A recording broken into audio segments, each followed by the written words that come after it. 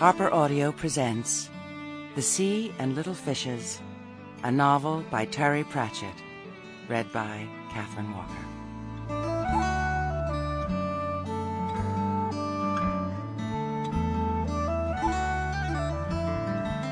Trouble began, and not for the first time, with an apple. There was a bag of them on Granny Weatherwax's bleached and spotless table, red and round, shiny and fruity. If they'd known the future, they should have ticked like bombs. "Keep the lot. Old Hopcroft said I could have as many as I wanted," said Nanny Ogg. She gave her sister Witch a sidelong glance. "Tasty, a bit wrinkled, but a damn good keeper." "He named an apple after you?" said Granny. Each word was an acid drop on the air. "'Cause of my rosy cheeks," said Nanny Ogg. "And I cured his leg for him after he fell off that ladder last year, and I made him some jollop for his bald head." "It didn't work, though," said Granny. "That wig he wears, that's a terrible thing to see on a man still alive." "But he was pleased I took an interest." Granny Weatherwax didn't take her eyes off the bag. Fruit and vegetables grew famously in the mountains' hot summers and cold winters. Percy Hopcroft was the premier grower, and definitely a keen man when it came to sexual antics among the horticulture with a camel-hair brush. "He sells his apple trees all over the place," Nanny went on. "Funny, to think that pretty soon thousands of people will be having a bite of Nanny Ogg." "Thousands more," said Granny tartly. Nanny's wild youth was an open book, although only available in plain covers. "Thank you, Esme." Nanny Ogg looked wistfully for a moment, and then opened her mouth in mock concern. "Oh, you ain't jealous, are you, Esme? You ain't begrudging me my little moment in the sun?" "Me? Jealous? Why should I be jealous? It's only an apple. It's not as if it's anything important." "That's what I thought. It's just a little frippery to humour an old lady," said Nanny. "So, how are things with you, then?" "Fine, fine." "Got your winter wood in, have you?" "Mostly." "Good," said Nanny. "Good." They sat in silence. On the window-pane a butterfly, awoken by the unseasonable warmth, beat a little tattoo in an effort to reach the September sun. "Your potatoes, got 'em dug, then?" said Nanny. "Yes." "We got a good crop off ours this year." "Good." "Salted your beans, have you?" "Yes." "I expect you're looking forward to the trials next week." "Yes." "I expect you've been practicing." It seemed to Nanny that despite the sunlight, the shadows were deepening in the corners of the room. The very air itself was growing dark. A witch's cottage gets sensitive to the moods of its occupant. But she plunged on. Fools rush in, but they're laggards compared to little old ladies, with nothing left to fear. "You coming over to dinner on Sunday?" "What are you having?" "Pork." "With applesauce?" "No," said Granny. There was a creaking behind Nanny. The door had swung open. Someone who wasn't a witch would have rationalized this, would have said that of course it was only the wind. And Nanny Ogg was quite prepared to go along with this, but would have added, why was it only the wind, and how come the wind had managed to lift the latch? "Oh, well, can't sit here chatting all day," she said, standing up quickly. "Always busy at this time of year, ain't it?" "Yes." "So, I'll be off then." "Goodbye." The wind blew the door shut as Nanny hurried off down the path. It occurred to her that, just possibly, she may have gone a bit too far, but only a bit. The trouble with being a witch, at least the trouble with being a witch as far as some people were concerned, was that you got stuck out here in the country. But that was fine by Nanny. Everything she wanted was out here. Everything she'd ever wanted was here, although, in her youth, she'd run out of men a few times. Foreign parts were all right to visit, but they weren't really serious. They had interesting new drinks, and the grub was fun. But foreign parts was where you went to do what might need to be done, and then you came back here, a place that was real. Nanny Ogg was happy in small places. Of course, she reflected as she crossed the lawn, She didn't have this view out of her window. Nanny lived down in the town, but Granny could look out across the forest and over the plains and all the way to the great round horizon of the Discworld. A view like that, Nanny reasoned, could probably suck your mind right out of your head. They told her the world was round and flat, which was common sense, and went through space on the back of 4 elephants standing on the shell of a turtle, which didn't have to make sense. It was all happening out there somewhere, and it could continue to do so, with Nanny's blessing and disinterest, so long as she could live in a personal world, about 10 miles across, which she carried around with her. But Esme Weatherwax needed more than this little kingdom could contain. She was the other kind of witch. And Nanny saw it as her job to stop Granny Weatherwax getting bored. The business with the apples was petty enough, a spiteful little triumph when you got down to it. But Esme needed something to make every day worthwhile, and if it had to be anger and jealousy, then so be it. Granny would now scheme for some little victory, some tiny humiliation that only the 2 of them would ever know about, and that'd be that. Nanny was confident that she could deal with her friend in a bad mood, but not when she was bored. A witch who is bored might do anything. People said things like, "We had to make our own amusements in those days," as if this signaled some kind of moral worth, and perhaps it did, but the last thing you wanted a witch to do was get bored and start making her own amusements, because witches sometimes had famously erratic ideas about what was amusing. And Esme was undoubtedly the most powerful witch the mountains had seen for generations. Still, the trials were coming up, and they always set Esme Weatherwax all right for a few weeks. She rose to competition like a trout to a fly. Nanny Ogg always looked forward to the witch trials. You got a good day out, and of course there was a big bonfire.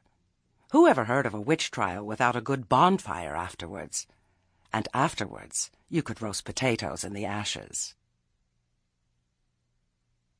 The afternoon melted into the evening, and the shadows in corners and under stools and tables crept out and ran together.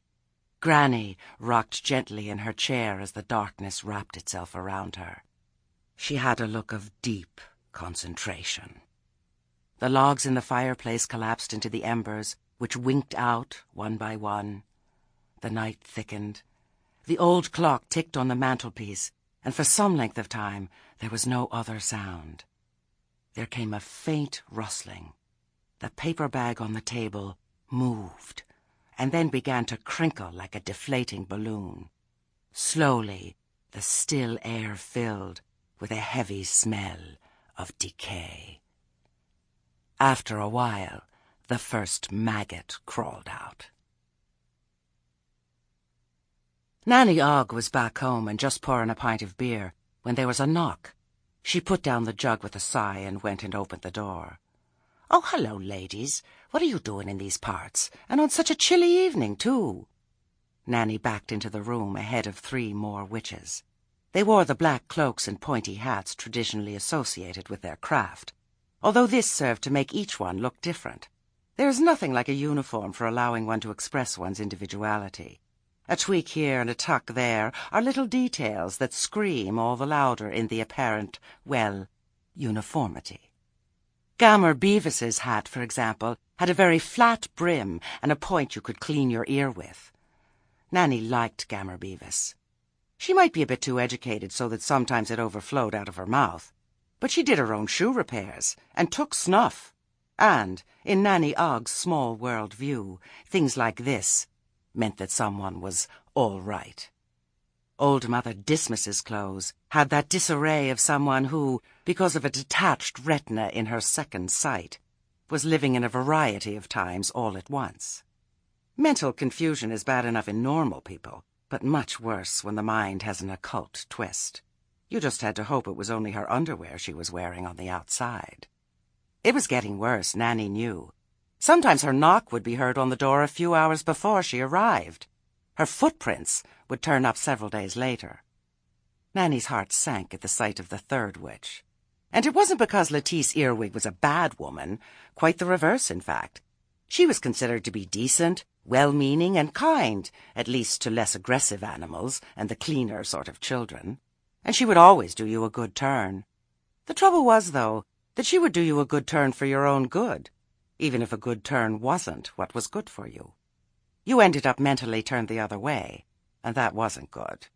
And she was married. Nanny had nothing against witches being married.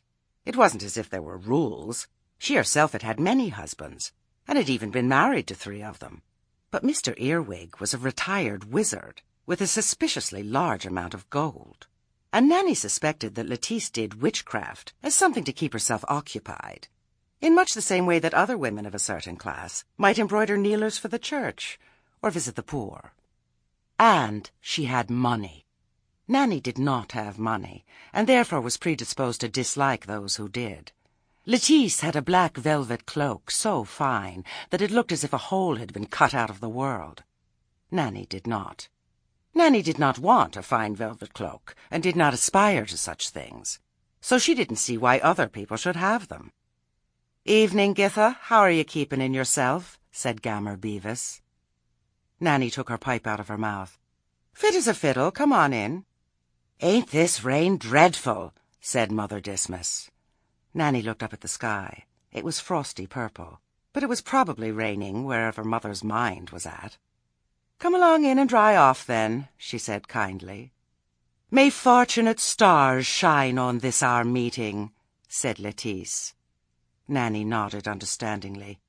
Lettice always sounded as though she'd learned her witchcraft out of a not very imaginative book. "Yeah, right," she said. There was some polite conversation while Nanny prepared tea and scones. Then Gammer Beavis, in a tone that clearly indicated that the official part of the visit was beginning, said, "We're here as the Trials Committee, Nanny." "Oh, yes." "I expect you'll be entering?" "Oh, yes, I'll do my little turn." Nanny glanced at Lettice. There was a smile on that face that she wasn't entirely happy with. "There's a lot of interest this year," Gammer went on. "More girls are taking it up lately. To get boys, one feels," said Lettice, and sniffed. Nanny didn't comment. Using witchcraft to get boys seemed a damn good use for it as far as she was concerned. It was, in a way, one of the fundamental uses. "That's nice," she said. "Always looks good, a big turnout. But—" "I beg your pardon," said Lettice. "I said but," said Nanny. "'Cause someone's going to say but, right? This little chat has got a big but coming up, I can tell." She knew this was flying in the face of protocol. There should be at least 7 more minutes of small talk before anyone got around to the point, but Lettice's presence was getting on her nerves. "It's about Esme Weatherwax," said Gammer Beavis. "Yes," said Nanny, without surprise. "I suppose she's entering?" "Never known her stay away." Lettice sighed. "I suppose you couldn't persuade her not to enter this year," she said. Nanny looked shocked. "With an axe, you mean?" she said. In unison, the 3 witches sat back. "You see," Gammer began, a bit shamefaced. "Frankly, Mrs. Ogg," said Lettice, "it's very hard to get other people to enter when you know that Miss Weatherwax is entering. She always wins." "Yes," said Nanny, "it's a competition. But she always wins." "So?" "In other types of competition," said Lettice, "one is normally only allowed to win for 3 years in a row, and then one takes a back seat for a while." "Yeah, but this is witchin'," said Nanny. "The rules is different." "How so? There ain't none." Lettice twitched her skirt. "Perhaps it is time there were," she said. "Ah," said Nanny. "And are you going to go up and tell Esme that?" "You for this, Gammer?" Gammer Beavis didn't meet her gaze. Old Mother Dismas was gazing it last week. "I understand Miss Weatherwax is a very proud woman," said Lettice. Nanny Ogg puffed at her pipe again. "You might as well say the sea is full of water," she said. The other witches were silent for a moment. "I dare say that was a valuable comment," said Lettice, "but I didn't understand it." "If there ain't no water in the sea, it ain't the sea," said Nanny Ogg. "It's just a great damn hole in the ground." Thing about Esme is, Nanny took another noisy pull at the pipe, she's all pride. See, she ain't just a proud person. Then perhaps she should learn to be a bit more humble. What's she got to be humble about? Said Nanny sharply. But Lettice, like a lot of people with marshmallow on the outside, had a hard core that was not easily compressed. The woman clearly had a natural talent, and really she should be grateful for. Nanny Ogg stopped listening at this point. The woman, she thought. So that was how it was going. It was the same in just about every trade. Sooner or later someone decided it needed organizing. And the one thing you could be sure of was that the organizers weren't going to be the people who, by general acknowledgement, were at the top of their craft. They were working too hard. To be fair, it generally wasn't done by the worst, neither. They were working hard, too. They had to. No, it was done by the ones who had just enough time and inclination to scurry and bustle. And to be fair again, the world needed people who scurried and bustled. You just didn't have to like them very much. The lull told her that Lettice had finished. Really? Now me, said Nanny. I'm the one who's naturally talented. Us Oggs have got witchcraft in our blood. I never really had to sweat at it. Esme now, she's got a bit, true enough, but it ain't a lot. She just makes it work harder than hell. And you're going to tell her she's not to? We were rather hoping you would, said Lettice. Nanny opened her mouth to deliver one or two swear words, and then stopped. Tell you what, she said. You can tell her tomorrow, and I'll come with you to hold her back.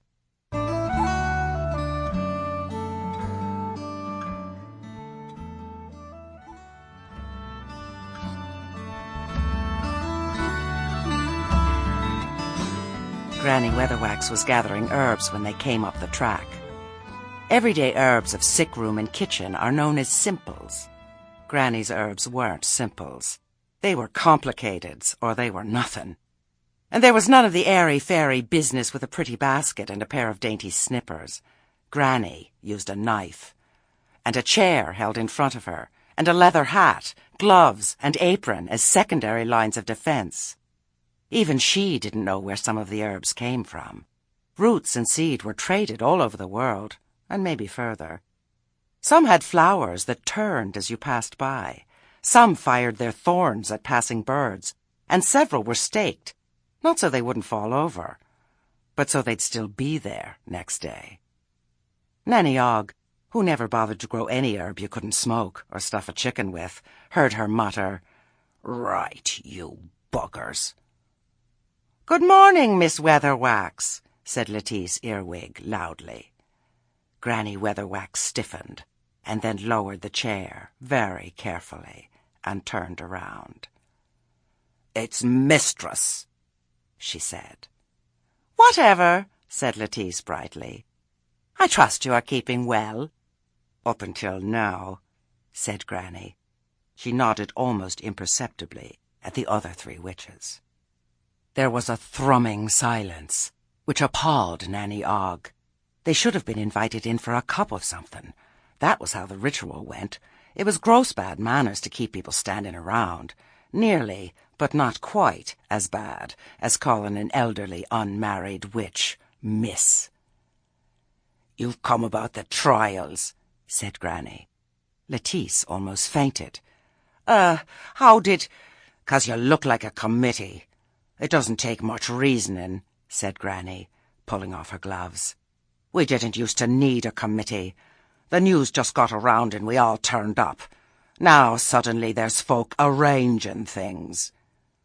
For a moment, Granny looked as though she was fighting some serious internal battle, and then she added in throwaway tones, "Kettle's on. You better come in." Nanny relaxed. Maybe there were some customs even Granny Weatherwax wouldn't defy after all. Even if someone was your worst enemy, you invited them in and gave them tea and biscuits. In fact, the worser your enemy, the better the crockery you got out, and the higher the quality of the biscuits. You might wish black hell on 'em later, but while they were under your roof, you'd feed 'em till they'd choked. Her dark little eyes noted that the kitchen table gleamed, and was still damp from scrubbing. After cups had been poured and pleasantries exchanged, or at least offered by Lettice and received in silence by Granny, the self-elected chairwoman wriggled in her seat and said, "There's such a lot of interest in the trials this year, Mistress Weatherwax." "Good. It does look as though witchcraft in the Ramtops is going through something of a renaissance, in fact." "A renaissance, eh? There's a thing." "It's such a good route to empowerment for young women, don't you think?" Many people could say things in a cutting way, Nanny knew, but Granny Weatherwax could listen in a cutting way. She could make something sound stupid just by hearing it. "That's a good hat you've got there," said Granny. "Velvet, is it? Not made local, I expect." Lettice touched the brim and gave a little laugh. "It's from Bogey's in Ankh-Morpork," she said. "Oh? Shop bought?" Nanny Ogg glanced at the corner of the room, where a battered wooden cone stood on a stand. Pinned to it were lengths of black calico and strips of willow wood, the foundations for Granny's spring hat. "Tailor-made," said Lettice. "And those hat pins you've got," Granny went on, "all them crescent moons and cat shapes." "You've got a brooch that's crescent-shaped too, ain't that so, Esme?" said Nanny Ogg, deciding it was time for a warning shot. Granny occasionally had a lot to say about jewellery and witches, when she was feeling in an acid mood. "That is true, Githa. I have a brooch which is shaped like a crescent. That's just the truth of the shape it happens to be. Very practical shape for holding a cloak is a crescent. But I don't mean nothing by it. Anyway, you interrupted just as I was about to remark to Mrs. Earwig how fetching her hat pins are. Very witchy." Nanny, swivelling like a spectator at a tennis match, glanced at Lettice to see if this deadly bolt had gone home. But the woman was actually smiling. Some people just couldn't spot the obvious on the end of a 10-pound hammer. "On the subject of witchcraft," said Lettice, with the born chairwoman's touch for the enforced segue, "I thought I might raise with you the question of your participation in the trials." "Yes?"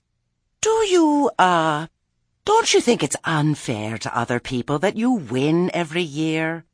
Granny Weatherwax looked down at the floor and then up at the ceiling. "No," she said eventually. "I'm better than them." "You don't think it's a little dispiriting for the other contestants?" Once again the floor-to-ceiling search. "No," said Granny. "But they start off knowing they're not going to win." "So do I." "Oh, no, you surely—" "I meant that I start off knowing they're not going to win too," said Granny witheringly. "And they ought to start off knowing I'm not going to win. No wonder they lose if they ain't getting their minds right." "It does rather dash their enthusiasm." Granny looked genuinely puzzled.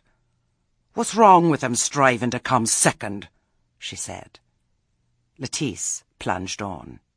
"What we were hoping to persuade you to do, Esme, is to accept an emeritus position.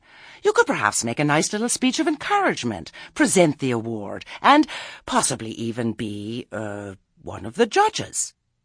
"There's going to be judges?" said Granny. "We've never had judges. Everyone just used to know who'd won." "That's true," said Nanny. She remembered the scenes at the end of one or two trials. When Granny Weatherwax won, everyone knew. "Oh, that's very true." "It would be a very nice gesture," Lettice went on. "Who decided there would be judges?" said Granny. The committee, that is, a few of us got together, only to steer things." "Oh, I see," said Granny. "Flags?" "Pardon?" "Are you going to have them lines of little flags? And maybe someone selling apples on a stick, that kind of thing?" "Well, some bunting would certainly be—" "Right. Don't forget the bonfire." "So long as it's nice and safe." "Oh, right. Things should be nice and safe," said Granny. Mrs. Earwig perceptibly sighed with relief. "Well, that's sorted out nicely," she said. "Is it?" said Granny. "Well, I thought we'd agreed that—" Had we? Really? She picked up the poker from the hearth and prodded fiercely at the fire. I'll give matters my consideration. I wonder if I might be frank for a moment, Mistress Weatherwax, said Lettice. The poker paused in mid-prod. Yes? Times are changing, you know. Now I think I know why you feel it necessary to be so overbearing and unpleasant to everyone, but believe me when I tell you, as a friend, that you'd find it so much easier if you just relaxed a little bit and tried being nicer, like our sister Githa here. Nanny Ogg's smile had fossilized into a mask. Lettice didn't seem to notice. You seem to have all the witches in awe of you for 50 miles around, she went on. Now, I dare say you have some valuable skills, but witchcraft isn't about being an old grump and frightening people anymore. I'm telling you this as a friend. Call again whenever you're passing, said Granny. This was a signal. Nanny Ogg stood up hurriedly. I thought we could discuss, Lettice protested. I'll walk with you all down to the main track, said Nanny, hauling the other witches out of their seats. Githa, said Granny, sharply, as the group reached the door. Yes, Esme? You'll come back here afterwards, I expect. Yes, Esme. Nanny ran to catch up with the trio on the path. Lettice had what Nanny thought of as a deliberate walk. It had been wrong to judge her by the floppy jowls and the over-fussy hair and the silly way she waggled her hands when she talked. She was a witch, after all. Scratch any witch and, well, you'd be facing a witch you'd just scratched. She is not a nice person, Lettice trilled, but it was the trill of some large hunting bird. You're right there, said Nanny, but it's high time she was taken down a peg or two. Well, she bullies you most terribly, Mrs. Ogg. A married lady of your mature years, too. Just for a moment, Nanny's eyes narrowed. It's her way, she said. A very petty and nasty way, to my mind. Oh, yes, said Nanny simply. Ways often are.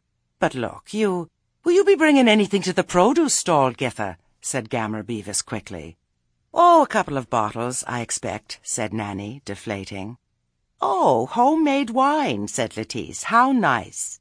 Sort of like wine, yes. Well, here's the path, said Nanny. I'll just nip back and say good night.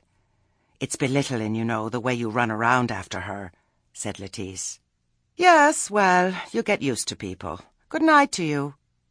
When she got back to the cottage, Granny Weatherwax was standing in the middle of the kitchen floor with a face like an unmade bed and her arms folded. One foot tapped on the floor. She married a wizard, said Granny as soon as her friend had entered. You can't tell me that's right. Well, wizards can marry, you know. They just have to hand in the staff and pointy hat. There's no actual law that says they can't, so long as they give up wizarding. They're supposed to be married to the job. I should reckon it's a job being married to her, said Granny, her face screwed up in a sour smile. Been pickling much this year, said Nanny, employing a fresh association of ideas around the word vinegar, which had just popped into her head. My onions all got the screwfly. That's a pity. You like onions. Even screwflies got to eat, said Granny. She glared at the door. Nice, she said. She's got a knitted cover on the lid in her privy, said Nanny. Pink? Yes. Nice. She's not bad, said Nanny. She does good work over in Fiddler's Elbow. People speak highly of her. Granny sniffed. Do they speak highly of me? She said. No, they speaks quietly of you, Esme. Good. Did you see her hat pins? I thought they were rather nice, Esme. That's witchcraft today. All jewellery and no drawers. Nanny, who considered both to be optional, tried to build an embankment against the rising tide of ire. You could think of it as an honour, really, them not wanting you to take part, she said. That's nice, Nanny sighed. Sometimes nice is worth trying, Esme, she said. I never does anyone a bad turn if I can't do 'em a good one, Githa, you know that. I don't have to do no frills or fancy labels." Nanny sighed. Of course it was true. Granny was an old-fashioned. She didn't do good for people, she did right by them. But Nanny knew that people didn't always appreciate right. Like old Pollet the other day when he fell off his horse. What he wanted was a painkiller. What he needed was the few seconds of agony as Granny popped the joint back into place. The trouble was, people remembered the pain. You got on a lot better with people when you remembered to put frills around it and took an interest and said things like, "How are you?" Esme didn't bother with that kind of stuff because she knew already. Nanny Ogg knew too, but also knew that letting on you knew gave people the serious willies. She put her head on one side. Granny's foot was still tapping. "You planning anything, Esme? I know you. You've got that look." "What look, pray?" "That look you had when that bandit was found naked up a tree, crying all the time and going on about the horrible thing that was after him. Funny thing, we never found any paw prints. That look." "He deserved more than that for what he done." "Yeah, well, you had that look just before old Hoggett was found beaten black and blue in his own pigsty and wouldn't talk about it." "You mean old Hoggett the wife-beater? Or old Hoggett who won't never lift his hand to a woman no more?" said Granny. The thing her lips had pursed into may have been called a smile. "And it's the look you had the time all the snow slid down on old Milson's house, just after he called you an interfering old baggage," said Nanny. Granny hesitated. Nanny was pretty sure that had been natural causes, and also that Granny knew she suspected this, and that pride was fighting a battle with honesty. "That's as may be," said Granny, noncommittally. "Like someone who might go along to the trials and do something," said Nanny. Her friend's glare should have made the air sizzle. "Oh, so that's what you think of me. That's what we've come to, have we?" "Lettice thinks we should move with the times." "Well, I moves with the times. We ought to move with the times. No one said we ought to give them a push. I expect you'll be wanting to be going, Gitta. I want to be alone with my thoughts." Nanny's own thoughts, as she scurried home in relief, was that Granny Weatherwax was not an advertisement for witchcraft. Oh, she was one of the best at it, no doubt about that. At a certain kind, certainly. But a girl starting out in life might well say to herself, "Is this it? You worked hard and denied yourself things, and what you got at the end of it was hard work and self-denial?" Granny wasn't exactly friendless, but what she commanded mostly was respect.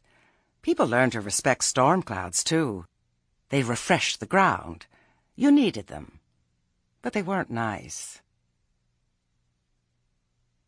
Nanny Ogg went to bed in 3 flannelette nightdresses, because sharp frosts were already pricking the autumn air. She was also in a troubled frame of mind. Some sort of war had been declared, she knew.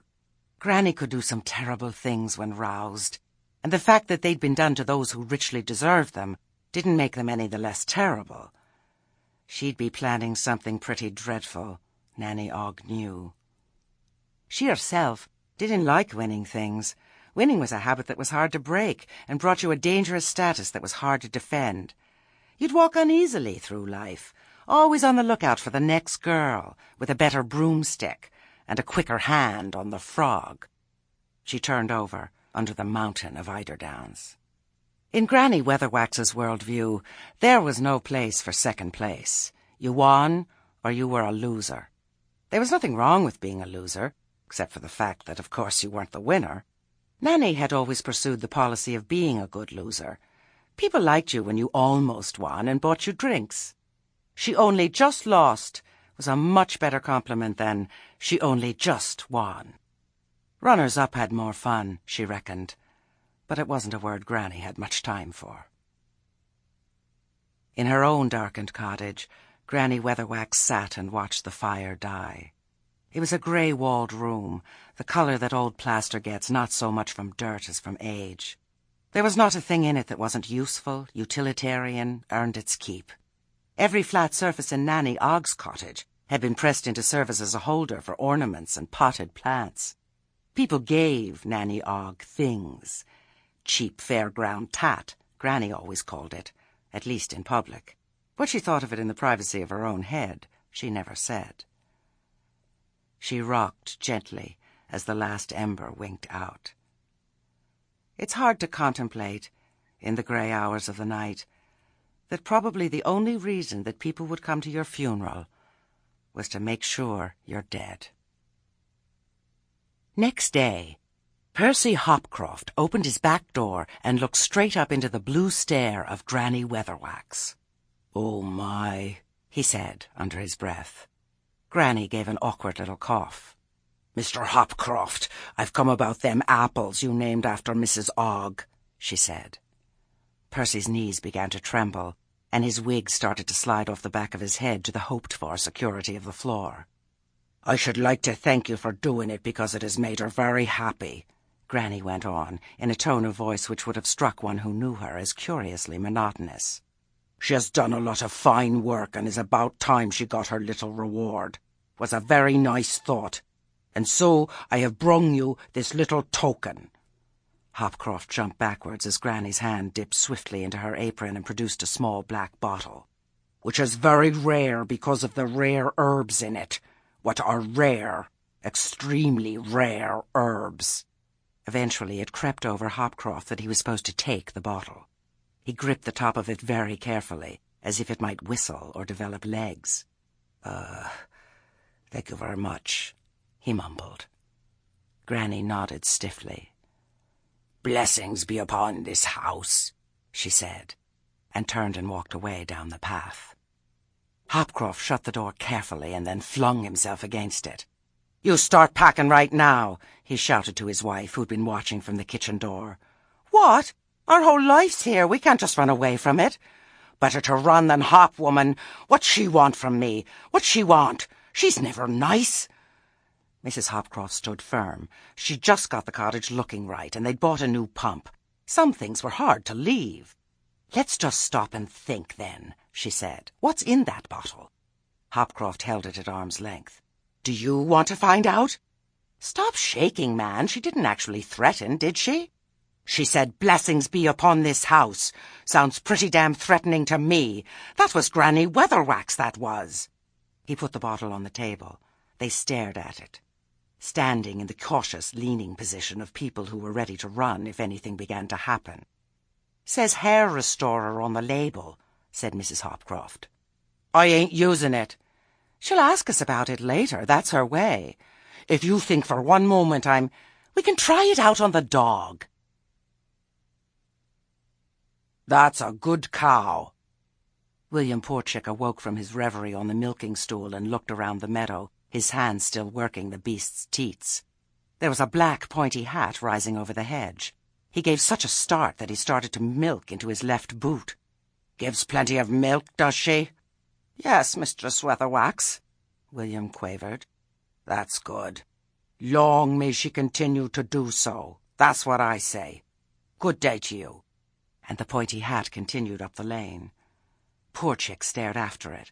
Then he grabbed the bucket and, squelching at every other step, hurried into the barn and yelled for his son. "Rummage, you get down here right now." His son appeared at the hayloft, pitchfork still in his hand. "What's up, Dad?" "You take Daphne down to the market right now, understand?" "What? But she's our best milker, Dad." "Was, son, was. Granny Weatherwax just put a curse on her. Sell her now before her horns drop off."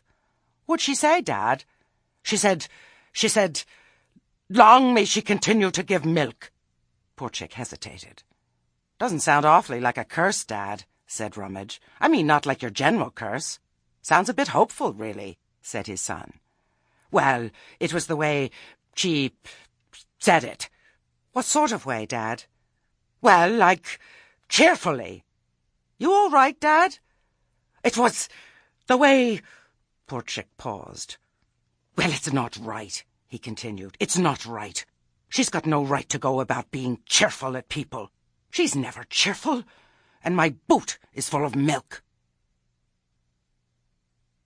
Today, Nanny Ogg was taking some time out to tend her secret still in the woods.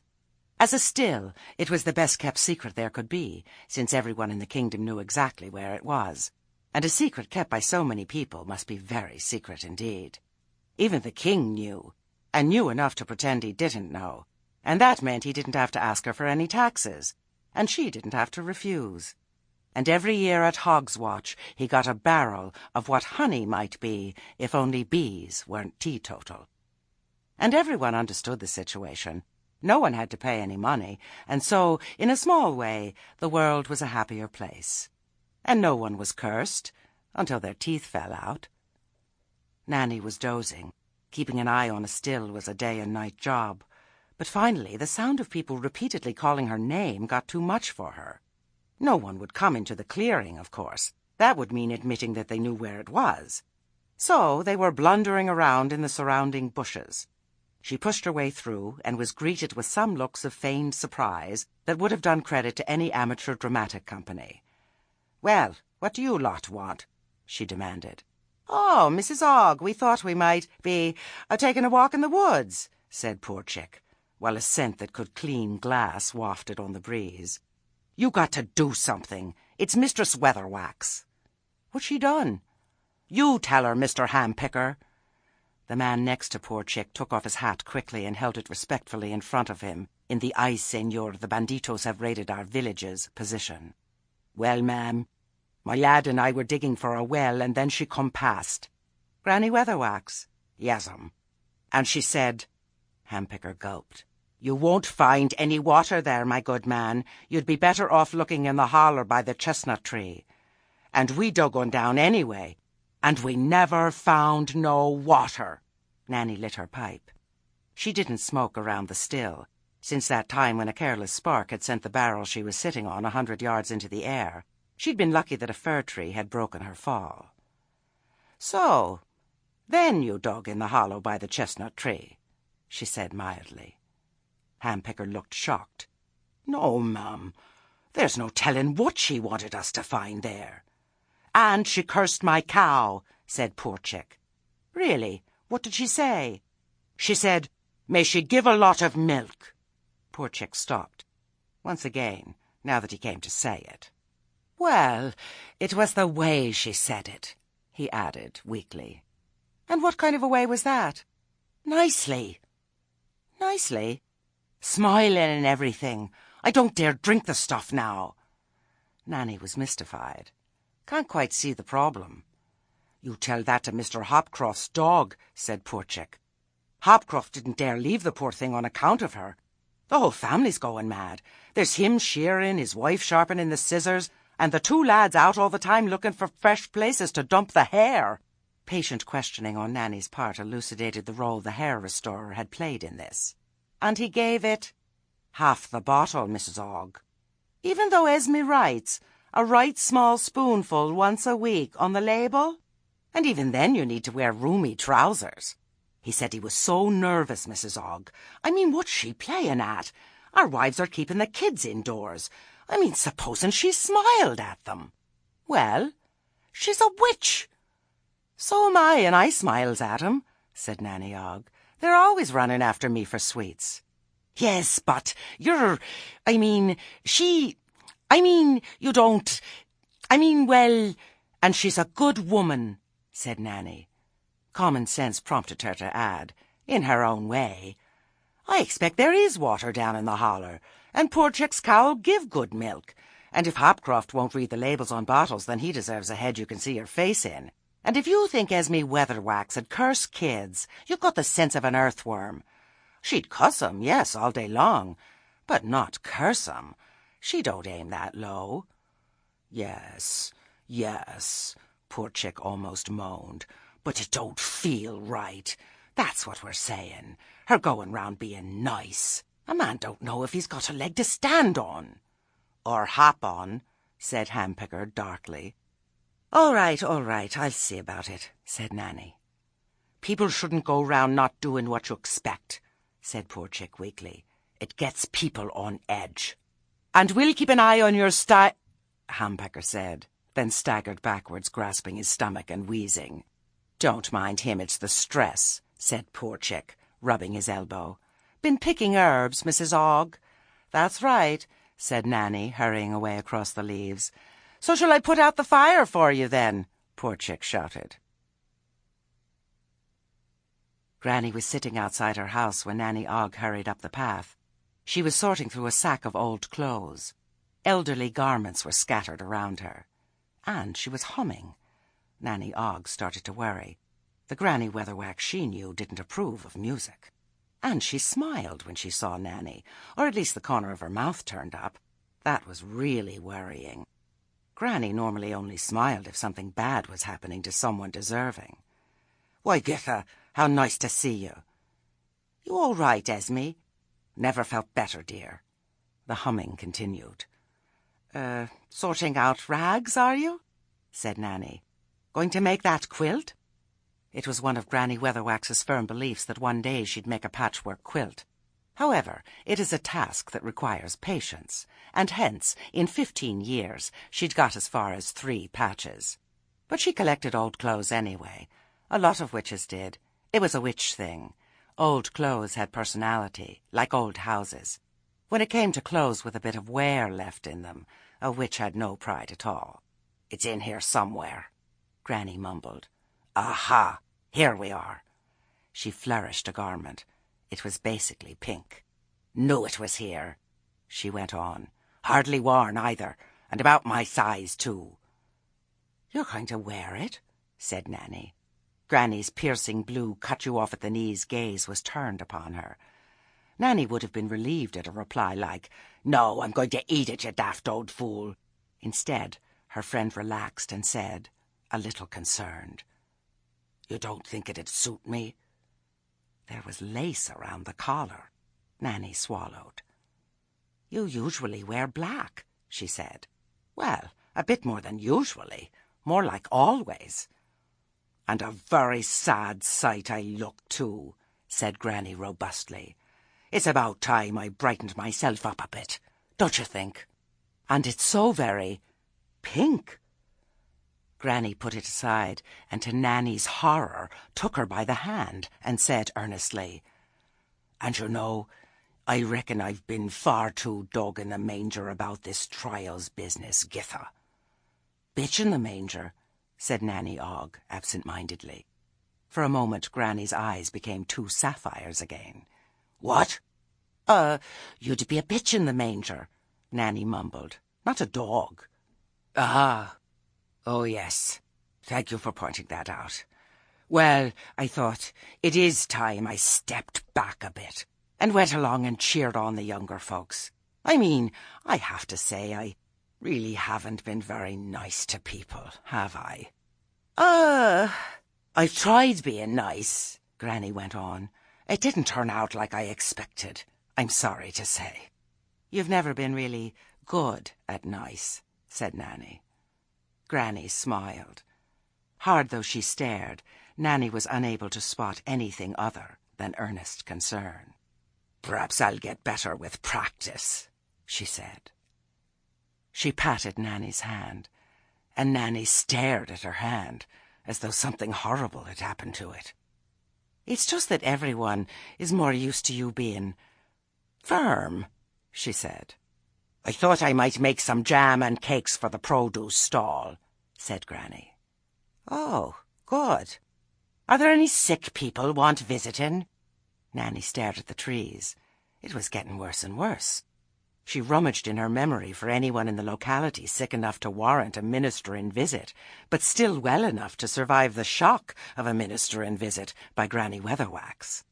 When it came to practical psychology and the more robust type of folk physiotherapy, Granny was without equal. In fact, she could even do the latter at a distance, for many a pain-racked soul had left their bed and walked, nay, run at the news that she was coming. "Everyone's pretty well at the moment," said Nanny diplomatically. "Any old folk want cheering up?" It was taken for granted by both women that old people did not include them. A witch aged 97 would not have included herself. Old people happened to other people.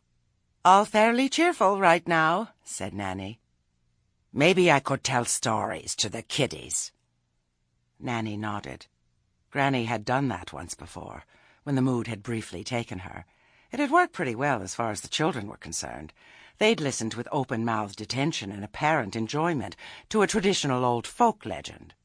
The problem had come when they'd gone home afterwards and asked the meaning of words like disemboweled. "I could sit in a rocking chair while I tell 'em," Granny added. "That's how it's done, I recall. And I could make 'em some of my special treacle toffee apples. Wouldn't that be nice?" Nanny nodded again in a sort of horrified reverie. She realized that only she stood in the way of a wholesale rampage of niceness. "Toffee?" she said. "Would that be the sort you did that shatters like glass?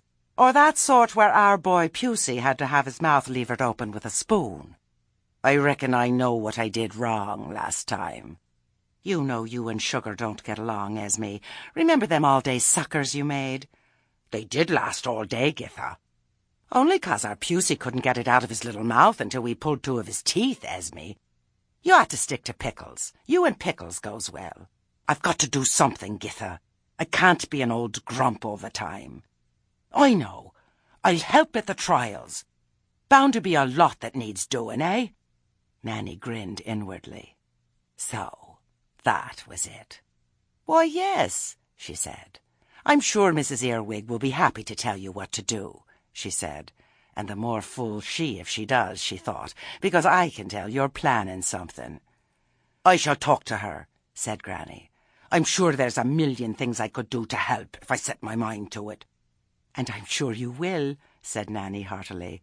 "I've got a feeling you're going to make a big difference." Granny started to rummage in the bag again. "You are going to be along as well, aren't you, Githa?" "Me?" said Nanny. "I wouldn't miss it for worlds." Nanny got up especially early. If there was going to be any unpleasantness, she wanted a ringside seat. What there was bunting. It was hanging from tree to tree in terrible brightly coloured loops as she walked toward the trials. There was something oddly familiar about it, too. It should not technically be possible for anyone with a pair of scissors to be unable to cut out a triangle, but someone had managed it. And it was also obvious that the flags had been made from old clothes, painstakingly cut up. Nanny knew this, because not many real flags have collars. In the trials field, people were setting up stalls and falling over children. The committee was standing uncertainly under a tree, occasionally glancing up at a pink figure at the top of a very long ladder. "She was here before it was light," said Lettice as Nanny approached. "She said she'd been up all night making the flags." "Tell her about the cakes," said Gammer Beavis darkly. "She made cakes," said Nanny, "but she can't cook." The committee shuffled aside. A lot of the ladies contributed to the food for the trials. It was a tradition, and an informal competition in its own right. At the centre of the spread of covered plates was a large platter piled high with things of indefinite colour and shape. It looked as though a herd of small cows had eaten a lot of raisins and then been ill. They were cakes, prehistoric cakes, cakes of great weight and presence that had no place among the iced dainties. "She's never had the knack of it," said Nanny weakly. "Has anyone tried one?" "Ha, ha, ha," said Gammer solemnly. "Tough, are they?" "You could beat a troll to death." "But she was so sort of proud of them," said Lettice. "And then there's the jam." It was a large pot. It seemed to be filled with solidified purple lava. "Nice colour," said Nanny. "Anyone tasted it?" "We couldn't get the spoon out," said Gammer. "Oh, I'm sure. We only got it in with a hammer." "What's she planning, Mrs. Ogg? She's got a weak and vengeful nature," said Lettice. "You're her friend," she added, her tone suggesting that this was as much an accusation as a statement. "I don't know what she's thinking, Mrs. Earwig. I thought she was staying away. She said she was going to take an interest and encourage the young uns." "She is planning something," said Lettice darkly. "Those cakes are a plot to undermine my authority." "No, that's how she always cooks," said Nanny. "She just hasn't got the knack." "Your authority, eh?" "She's nearly finished the flags," Gammer reported. "Now she's going to try to make herself useful again." "Well, I suppose we could ask her to do the lucky dip." Nanny looked blank. "You mean where kids fish around in a big tub full of bran to see what they can pull out?" "Yes." "You're going to let Granny Weatherwax do that?" "Yes." Only she's got a funny sense of humour, if you know what I mean. "Good morning to you all." It was Granny Weatherwax's voice. Nanny Ogg had known it for most of her life, but it had that strange edge to it again. It sounded nice. "We was wondering if you could supervise the bran tub, Miss Weatherwax." Nanny flinched, but Granny merely said, "Happy to, Mrs. Earwig. I can't wait to see the expressions on their little faces as they pull out the goodies." Nor can I, Nanny thought. When the others had scurried off, she sidled up to her friend. "Why are you doing this?" she said. "I really don't know what you mean, Githa." "I seen you face down terrible creatures, Esme. I once seen you catch a unicorn, for goodness sake. What are you planning?" "I still don't know what you mean, Githa." "Are you angry because they won't let you enter, and now you're planning horrible revenge?" For a moment they both looked at the field. It was beginning to fill up. People were bowling for pigs and fighting on the greasy pole. The Lancre volunteer band was trying to play a medley of popular tunes, and it was only a pity that each musician was playing a different one. Small children were fighting. It was going to be a scorcher of a day, probably the last one of the year. Their eyes were drawn to the roped-off square in the centre of the field. "Are you going to enter the trials, Githa?" said Granny. "You never answered my question." "What question was that?" Nanny decided not to hammer on a locked door. "Yes, I am going to have a go as it happens," she said. "I certainly hope you win, then. I'd cheer you on, only that wouldn't be fair to the others. I shall merge into the background and be as quiet as a little mouse." Nanny tried guile. Her face spread into a wide pink grin, and she nudged her friend. Right, she said. "Only you can tell me, right? I wouldn't like to miss it when it happens. So if you could just give me a little signal when you're going to do it, eh?" "What's it you're referring to, Githa?" "Esme Weatherwax, sometimes I could really give you a bloody good slap." "Oh, dear." Nanny Ogg didn't often swear, or at least use words beyond the boundaries of what Lancastrians thought of as colourful language. She looked as if she habitually used bad words, and had just thought up a good one. But mostly witches are quite careful about what they say. You can never be sure what the words are going to do when they're out of earshot. But now she swore under her breath and caused small brief fires to start in the dry grass. This put her in just about the right frame of mind for the cursing. It was said that once upon a time this had been done on a living, breathing subject, at least at the start of the event. But that wasn't right for a family day out, and for several hundred years the curses had been directed at Unlucky Charlie, who was, however you looked at him, nothing more than a scarecrow. And since curses are generally directed at the mind of the cursed, this presented a major problem, because even "may your straw go mouldy and your carrot fall off" didn't make much impression on a pumpkin. But points were given for general style and inventiveness. There wasn't much pressure for those in any case. Everyone knew what event counted, and it wasn't Unlucky Charlie. One year Granny Weatherwax had made the pumpkin explode. No one had ever worked out how she'd done it. Someone would walk away at the end of today, and everyone would know they were the winner, whatever the points said. You could win the Witch with the Pointiest Hat prize and the Broomstick dressage, but that was just for the audience. What counted was the trick you'd been working on all summer. Nanny had drawn last place at number 19. A lot of witches had turned up this year. News of Granny Weatherwax's withdrawal had got around, and nothing moves faster than news in the occult community, since it doesn't just have to travel at ground level.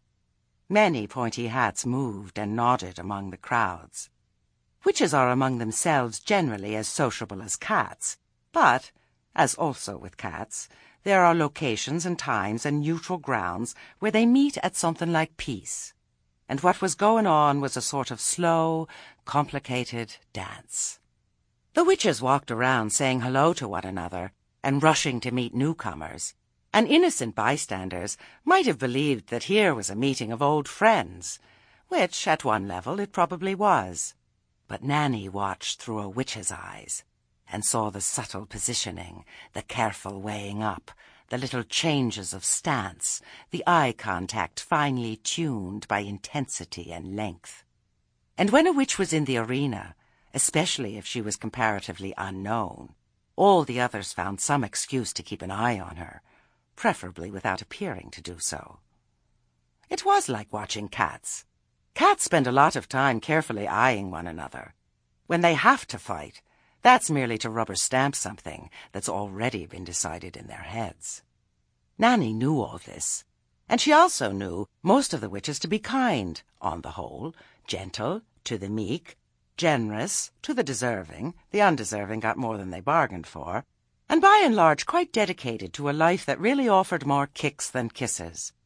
Not one of them lived in a house made of confectionery, although some of the conscientious younger ones had experimented with various crisp breads. Even children who deserved it were not slammed into their ovens. Generally they did what they'd always done, smooth the passage of their neighbours into and out of the world, and help them over some of the nastier hurdles in between. You needed to be a special kind of person to do that. You needed a special kind of ear, because you saw people in circumstances where they were inclined to tell you things, like where the money is buried, or who the father was, or how come they'd got a black eye again. And you needed a special kind of mouth, the sort that stayed shut. Keeping secrets made you powerful. Being powerful earned you respect. Respect was hard currency. And within this sisterhood, except that it wasn't a sisterhood, it was a loose assortment of chronic non-joiners, a group of witches wasn't a coven, it was a small war.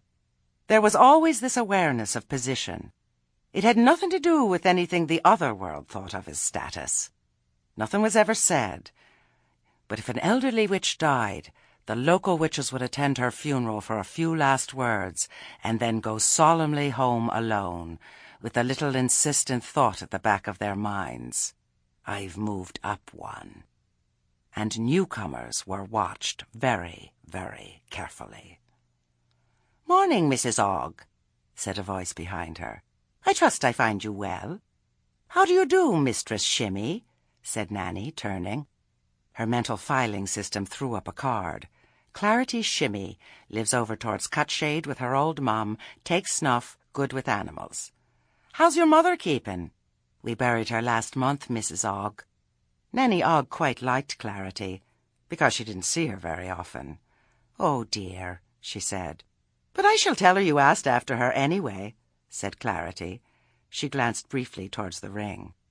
"Who's the fat girl on now?" she asked. "Got a backside on her like a bowling ball on a short seesaw." "That's Agnes Nitt." "That's a good cursing voice she's got there. You know you've been cursed with a voice like that." "Oh yes, she's been blessed with a good voice for cursing," said Nanny politely. "Esme Weatherwax and me gave her a few tips," she added. Clarity's head turned. At the far edge of the field, a small pink shape sat alone behind the lucky dip. It did not seem to be drawing a big crowd. Clarity leaned closer. "What's she, doing?" "I don't know," said Nanny. "I think she's decided to be nice about it." "Esme? Nice about it?" Yes," said Nanny. It didn't sound any better now she was telling someone. Clarity stared at her. Nanny saw her make a little sign with her left hand, and then hurry off. The pointy hats were bunching up now. There were little groups of 3 or 4. You could see the points come together, cluster in animated conversation, and then open out again like a flower, and turn towards the distant blob of pinkness. Then a hat would leave that group and head off purposely to another one, where the process would start all over again. It was a bit like watching very slow nuclear fission. There was a lot of excitement, and soon there would be an explosion. Every so often someone would turn and look at Nanny, so she hurried away among the sideshows until she fetched up beside the stall of the dwarf Zack Strong in the Arm, maker and purveyor of occult knick-knackery to the more impressionable. He nodded at her cheerfully over the top of a display, saying, "Lucky horseshoes, $2 each." "Hello, Mrs. Ogg," he said. Nanny realized she was flustered. "What's lucky about 'em?" she said, picking up a horseshoe. "Well, I get $2 each for 'em," said Strong in the Arm. "And that makes them lucky?" "Lucky for me," said Strong in the Arm. "I expect you'll be wanting one too, Mrs. Ogg. I'd have fetched along another box if I'd known they'd be so popular. Some of the ladies bought 2. There was an inflection to the word ladies. "Witches have been buying lucky horseshoes?" said Nanny. "Like there's no tomorrow," said Zack. He frowned for a moment. They had been witches, after all. There will be, won't there?" he added. "I'm very nearly certain of it," said Nanny, which didn't seem to comfort him. "Suddenly been doing a roaring trade in protective herbs, too," said Zack. And being a dwarf, which meant that he'd seen the flood as a marvellous opportunity to sell towels, he added, "Can I interest you, Mrs. Ogg?" Nanny shook her head. If trouble was going to come from the direction everyone had been looking, then a sprig of rue wasn't going to be much help. A large oak tree'd be better, but only maybe.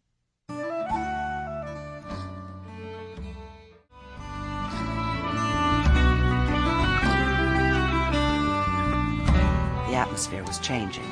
The sky was a wide, pale blue, but there was thunder on the horizons on the mind. The witches were uneasy, and with so many in one place, the nervousness was bouncing from one to the other and amplified, rebroadcasting itself to everyone. It meant that even ordinary people, who thought that a rune was a dried plum, were beginning to feel a deep existential worry. The kind that causes you to snap at your kids and want a drink. She peered through a gap between a couple of stalls. The pink figure was still sitting patiently, and a little crestfallen, behind the barrel. There was, as it were, a huge queue of no one at all. Then Nanny scuttled from the cover of one tent to another until she could see the produce stand. It had already been doing a busy trade, but there, forlorn in the middle of the cloth, was the pile of terrible cakes, and the jar of jam. Some wag had chalked up a sign beside it. "Get thee spoon out of thee jar, 3 tries for a penny." She thought she'd been careful to stay concealed, but she heard the straw rustle behind her. The committee had tracked her down. "That's your handwriting, isn't it, Mrs. Earwig?" she said. "That's cruel. That ain't nice." "We've decided you're to go and talk to Mrs. Weatherwax," said Lettice. "She's got to stop it." "Stop what?" "She's doing something to people's heads. She's come here to put the fluence on us, right? Everyone knows she does head magic. We can all feel it. She's spoiling it for everyone." "She's only sitting there," said Nanny. "Ah, yes, but how is she sitting there, we may ask?" Nanny peered around the stall again. "Well, like normal. You know, bent in the middle and the knees." Lettice waved a finger sternly. "Now you listen to me, Githa Ogg. If you want her to go away, you go and tell her," snapped Nanny. "I'm fed up with—" There was the piercing scream of a child. The witches stared at one another and then ran across the field to the lucky dip. A small boy was writhing on the ground, sobbing. It was Pusey, Nanny's youngest grandchild. Her stomach turned to ice. She snatched him up and glared into Granny's face. "What have you done to him, you—" she began. "Don't want a dolly, don't want a dolly, want a soldier, want a soldier." Now Nanny looked down at the rag doll in Pusey's sticky hand, and the expression of affronted, tearful rage on such of his face as could be seen around his screaming mouth. "I want a soldier!" And then at the other witches, and at Granny Weatherwax's face, and felt the horrible cold shame welling up from her boots. "I said he could put it back and have another go," said Granny meekly. "But he just wouldn't listen. Wanna run so. Pusey Ogg, if you don't shut up right this minute, Nanny will... Nanny Ogg began, and dredged up the nastiest punishment she could think of. Nanny won't give you a sweetie ever again. Pusey closed his mouth, stunned into silence by this unimaginable threat. Then, to Nanny's horror, Lettice Earwig drew herself up and said, "Miss Weatherwax, we would prefer it if you left." "Am I being a bother?" said Granny. "I hope I'm not being a bother. I don't want to be a bother. He just took a lucky dip and—" "You're upsetting people!" Any minute now, Nanny thought. Any minute now she's going to raise her head and narrow her eyes, and if Lettice doesn't take 2 steps backwards, she'll be a lot tougher than me. "I can't stay and watch," Granny said quietly. "I know your game," said Lettice. "You're planning to spoil it, aren't you? You can't stand the thought of being beaten, so you're intending something nasty." 3 steps back, Nanny thought, else there won't be anything left but bones, any minute now. "Oh, I wouldn't like to think I was spoiling anything," said Granny. She sighed and stood up. "I'll be off home." "No, you won't," snapped Nanny Ogg, pushing her back down onto the chair. "What do you think of this, Beryl Dismas? And you, Letty Parkin?" "They're all—" Lettice began. "I weren't talking to you."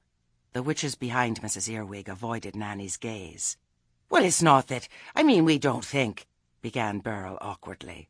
"That is, I've always had a lot of respect for, but, well, it is for everyone." Her voice trailed off. Lettice looked triumphant. "Really, I think we had better be going after all, then," said Nanny sourly. "I don't like the company in these parts." She looked around. "Agnes, you give me a hand to get Granny home." "I really don't need—" Granny began, but the other 2 each took an arm and gently propelled her through the crowd, which parted to let them through and turned to watch them go. "Probably the best for all concerned in the circumstances," said Lettice. Several of the witches tried not to look at her face. There were scraps of material all over the floor in Granny's kitchen, and gouts of congealed jam had dripped off the edge of the table and formed an immovable mound on the floor. The jam saucepan had been left in the stone sink to soak, although it was clear that the iron would rust away before the jam ever softened. There was a row of empty pickle jars beside them. Granny sat down and folded her hands in her lap. "Want a cup of tea, Esme?" said Nanny Ogg. "No, dear, thank you. You get on back to the trials. Don't you worry about me," said Granny. "You sure?" "I'll just sit here quiet. Don't you worry." "I'm not going back," Agnes hissed as they left. "I don't like the way Lettice smiles." "You once told me you didn't like the way Esme frowns," said Nanny. "Yes, but you can trust a frown. You don't think she's losing it, do you?" "No one will be able to find it if she has," said Nanny. "Now you come on back with me. I'm sure she's planning something. I wish the hell I knew what it is," she thought. "I'm not sure I can take any more waiting." She could feel the mounting tension before they reached the field. Of course, there was always tension. That was part of the trials. But this kind had a sour, unpleasant taste. The sideshows were still going on, but ordinary folk were leaving, spooked by sensations they couldn't quite put their finger on, which nevertheless had them under their thumb. As for the witches themselves, they had that look worn by actors about 2 minutes from the end of a horror movie, when they know the monster is about to make its final leap, and now it's only a matter of which door. Lettice was surrounded by witches. Nanny could hear raised voices. She nudged another witch who was watching gloomily. "What's happening, Winnie?" "Oh, Rena Trump made a pig's ear of her piece, and her friends say she ought to have another go because she was so nervous." "Oh, that's a shame." "And Virago Johnson ran off because her weather spell went wrong." "Left under a bit of a cloud, did she?" "And I was all thumbs when I had to go." "You could be in with a chance, Githa."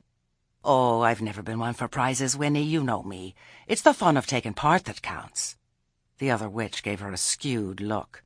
"You almost made that sound believable," she said. Gammer Beavis hurried over. "On you go, Githa," she said. "Do your best, eh? The only contender so far is Mrs. Weavit and her whistling frog, and it wasn't as if it could even carry a tune. Poor thing was a bundle of nerves." Nanny Ogg shrugged and walked out into the rope-off area. Somewhere in the distance, someone was having hysterics, punctuated by an occasional worried whistle.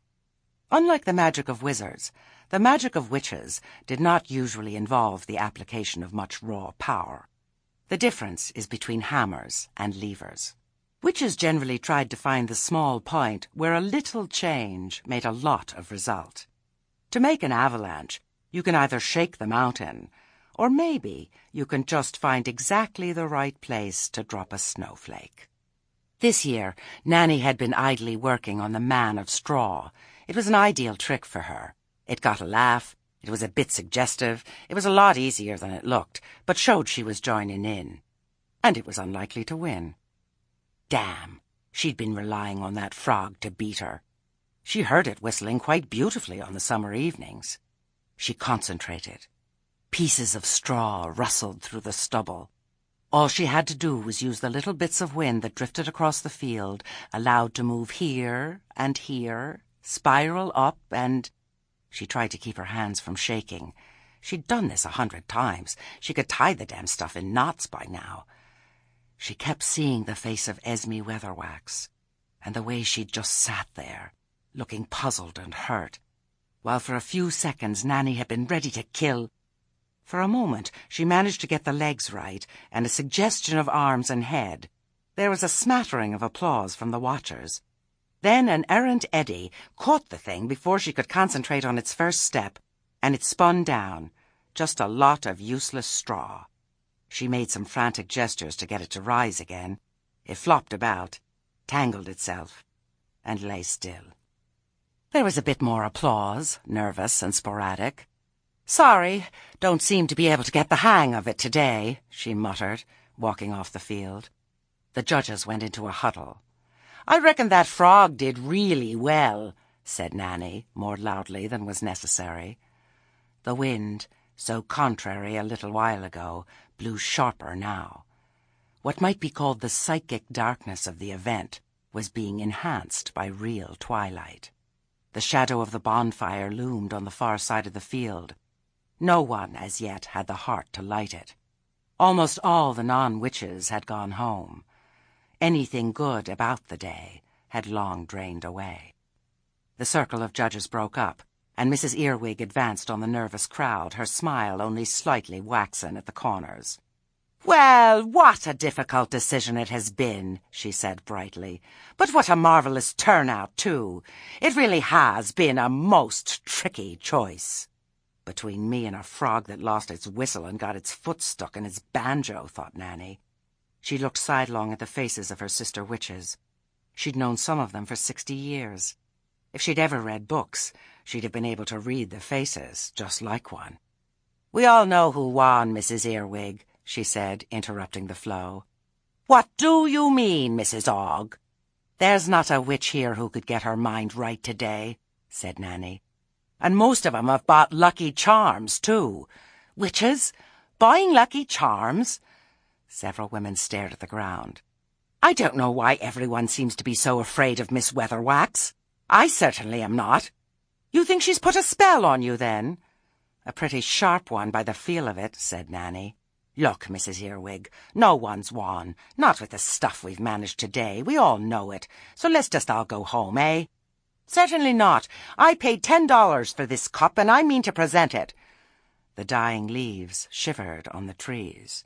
The witches drew together. Branches rattled. "It's the wind," said Nanny Ogg. "That's all." And then Granny was simply there. It was as if they'd just not noticed that she'd been there all the time. She had the knack of fading out of the foreground. "I just thought I'd come to see who won," she said, join in the applause and so on. Lettice advanced on her, wild with rage. "Have you been getting into people's heads?" she shrieked. "And how could I do that, Mrs. Earwig?" said Granny meekly. past all them lucky charms. You're lying. Nanny Ogg heard the indrawn breaths, and hers was loudest. Witches lived by their words. I don't lie, Mrs. Earwig. Do you deny that you set out to ruin my day? Some of the witches at the edge of the crowd started to back away. I'll grant my jam ain't to everyone's taste, but I never, Granny began in a modest little tone. You've been putting affluence on everyone. I just set out to help, you can ask anyone. You did, admit it. Mrs. Earwig's voice was shrill as a gull. And I certainly didn't do any. Granny's head turned as the slap came. For the moment no one breathed, no one moved. She lifted a hand slowly and rubbed her cheek. You know you could have done it easily. It seemed to Nanny that Lettice's scream echoed off the mountains. The cup dropped from her hands and crunched on the stubble. Then the tableau unfroze. A couple of her sister witches stepped forward, put hands on Lettice's shoulders, and she was pulled, gently and unprotesting. Everyone else waited to see what Granny Weatherwax would do. She raised her head. I hope Mrs. Earwig is all right, she said. She seemed a bit distraught. There was silence. Nanny picked up the abandoned cup and tapped it with a forefinger. She said. Just plated, I reckon. If she paid $10 for it, the poor woman was robbed. She tossed it to Gammer Beavis, who fumbled it out of the air.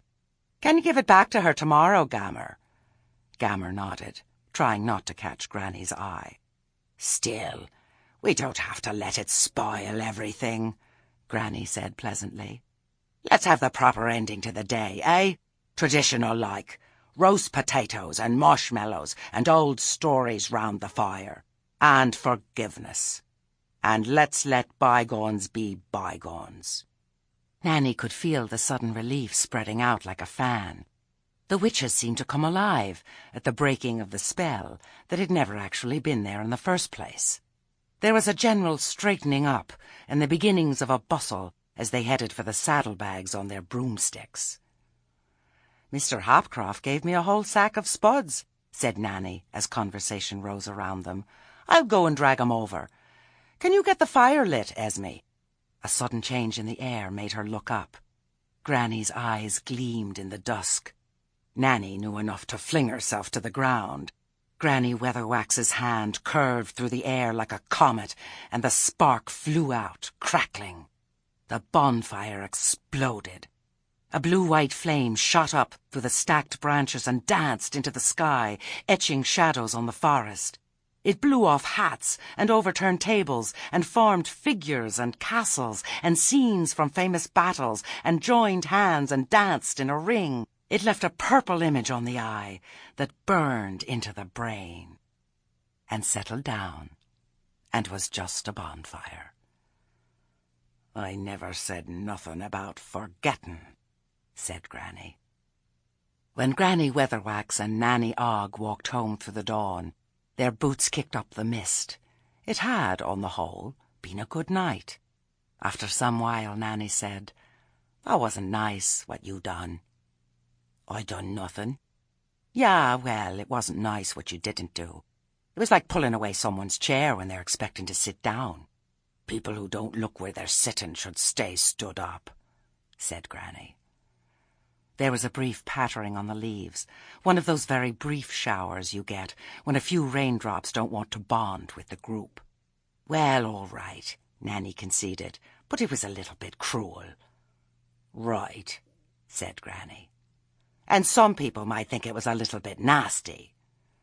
"Right." Nanny shivered. The thoughts that had gone through her head in those few seconds after Pusey had screamed. "I gave you no cause," said Granny. "I put nothing in anyone's head that weren't there already." "Sorry, Esme." "Right." "But Lettice didn't mean to be cruel, Esme. I mean, she's spiteful and bossy and silly, but—" "You've known me since we was girls, right?" Granny interrupted. "Through thick and thin, good and bad. Yes, of course, but— And you never sank to saying, I'm telling you this as a friend. Did you? Nanny shook her head. It was a telling point. No one even remotely friendly would say a thing like that. What's empowering about witchcraft anyway? Said Granny. It's a daft sort of a word. Search me, said Nanny. I did start out in witchcraft to get boys, to tell you the truth. Think I don't know that? What did you start out to get, Esme? Granny stopped and looked up at the frosty sky and then down at the ground. Don't know, she said at last. Even, I suppose. And that, Nanny thought, was that. Deer bounded away as they arrived at Granny's cottage. There was a stack of firewood piled up neatly by the back door, and a couple of sacks on the doorstep.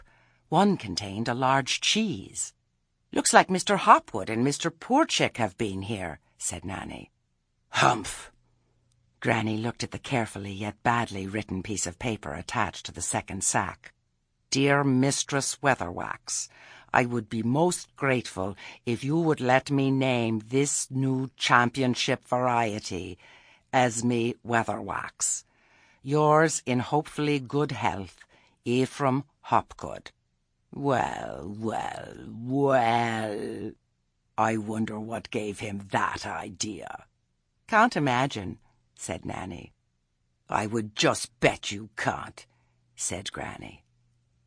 She sniffed suspiciously, tugged at the sack string, and pulled out an Esme Weatherwax.